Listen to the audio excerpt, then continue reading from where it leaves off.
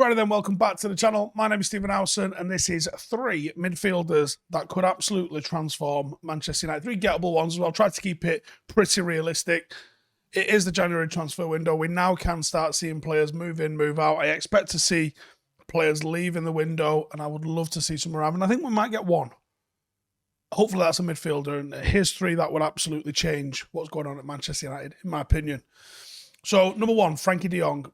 Now, Manchester United have been linked with, I think, what would be called an audacious move for Frenkie de Jong, with rumours that they've got to sell, they've got to clear wage bill before they can register any of their new players. Like, obviously, Torres just signed, can't register him because of the cap that they've got that exists in La Liga for them. So what's Frenkie de Jong going to bring to us? Well, pretty multifunctional when it comes to being a midfielder. He's right-footed. He's got a fantastic balance when it comes to dribbling ability, but also he benefits by playing with his head up a little bit. Really good technical footballer. He's got a lot. He's got acceleration, and he's got craft. I think he's got intelligence on the ball. I think he's got tactical nous. He seems to have very good decision-making, which is a hell of a skill to have, and it looks like he can change a game. And that might be a world-class feature, or certainly what puts players into that world-class category when they can directly impact games almost at will. De Jong's got serious technical ability, and that's for all to see. And I think he has declined at Barcelona. I don't think his performances have been phenomenal for them this season. And I think he's just someone who's suffering as a function of the rest of the side dysfunctioning. And I reckon that could be one of the main opportunities for someone that was looking to maybe do some sort of deal, is because they need to sell, the pressure's on them to try and do that and bring somebody else in.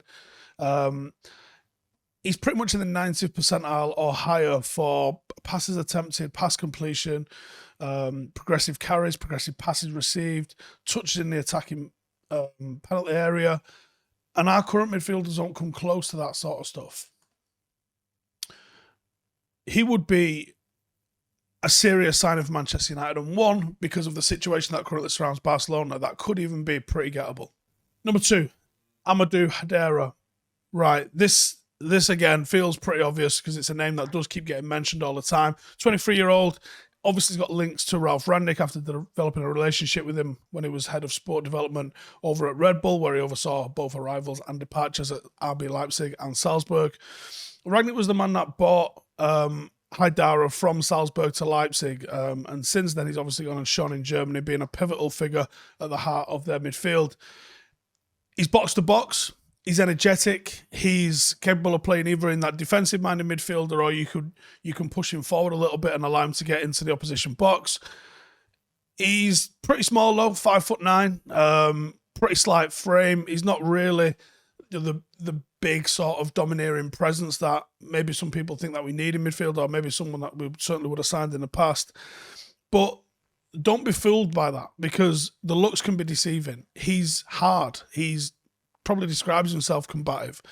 He works hard for the defence. He looks like someone that's constantly trying to win his 1v1s. He's got enormous natural stamina and seems to have a drive about the way he plays, and again, a game-changing ability inside him. This guy's in the 90th percentile for shot-creating actions, passes, dribbles, fouls leading to a chance.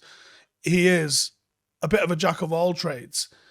He can do it at both ends. That's what a genuine midfield player does, links to both the attack and the defence. And Haidara, for me, again, would be phenomenal. Thirdly then, Boubacar Kamara. Now, Calcio Mercato and El Nacional are reporting that United are set to make a move for the 22-year-old.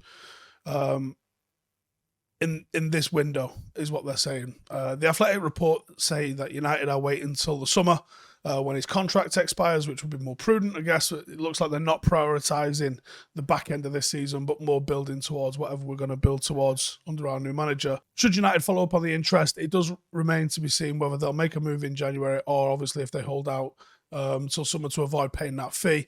He's been a stable figure at Marseille side since 2018, even though he's still pretty young. He's been deployed as a fullback, he's been deployed as a centre-half, he's been deployed as a defensive midfielder, and while United probably would be more interested in what he does in midfield, that level of versatility is never a bad thing. And not really since Daley Blind have we had a player that could probably play in all of those three positions.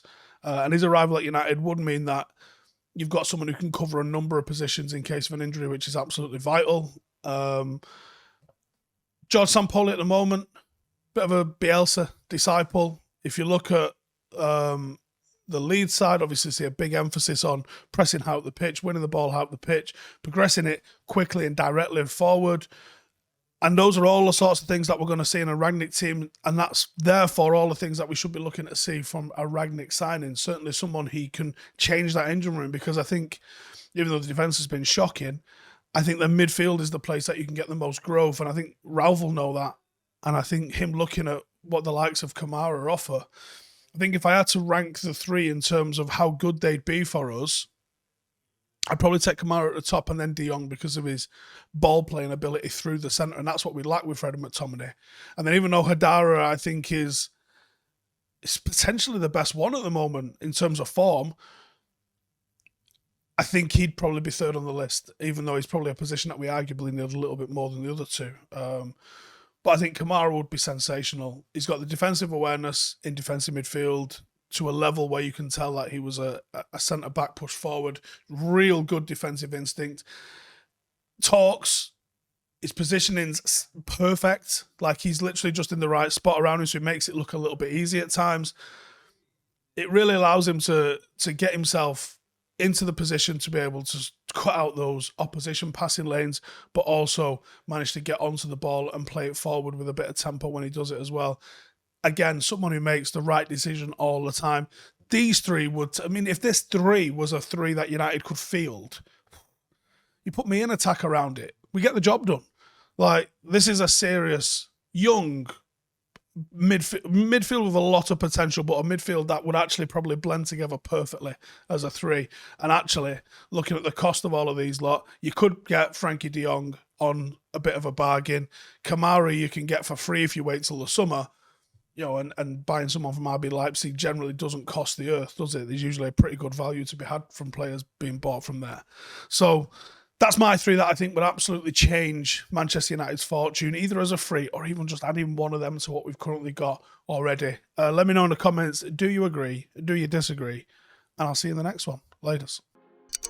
Hey, thank you for watching the video. If you are new around these parts, then don't forget to subscribe. My channel is proudly supported by my community on Patreon. If you'd like to get a little bit of extra content, a Discord group, meetups, five-a-side games, weekly podcasts, behind the scenes, and even an occasional bit of transfer news as and when I get it, then for the price of a pint, you can show your appreciation for the content that we make and get some goodies for doing so as well. Check the link in the description or click the button right here. You'll also find all of my socials here too if you want to follow me on any of those platforms. Nice one.